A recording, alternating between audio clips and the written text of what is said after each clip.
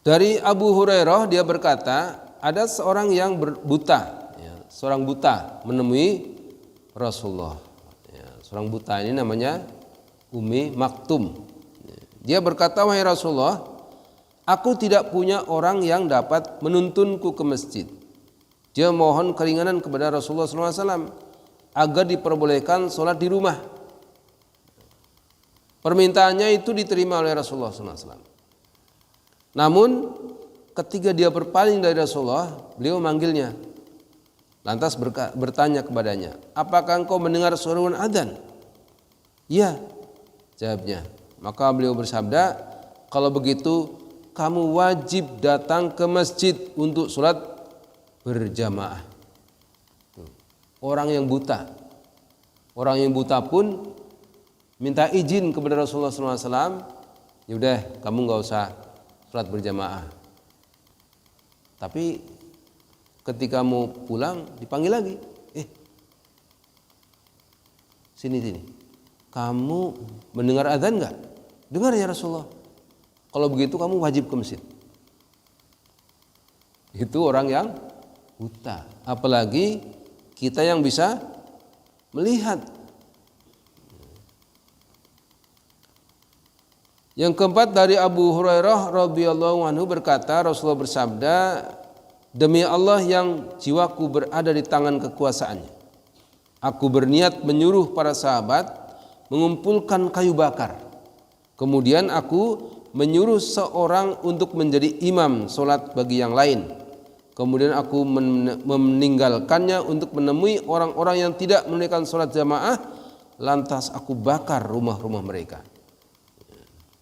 Hadis Bukhari Muslim. Jadi sebegitu pentingnya sampai Rasulullah itu ingin gitu dalam berangan-angan, ingin supaya biar orang-orang pada berjamaah, siapa yang enggak berjamaah ke masjid dibakar rumahnya. Gitulah kira-kira. Dari Ibnu Mas'ud radhiyallahu anhu beliau berkata, Ibnu Mas'ud nih, siapa yang berkeinginan untuk bertemu dengan Allah pada hari kiamat kelak sebagai seorang muslim, siapa yang ingin bertemu Allah kelak di hari kiamat sebagai seorang muslim, hendaknya dia menjaga sholat dan mengerjakannya tatkala dipanggil untuk mengerjakannya atau mendengar adzan. Allah telah mensyariatkan kepada nabimu Muhammad SAW ketentuan-ketentuan hidayah, dan sungguh sholat berjamaah itu termasuk ketentuan tersebut.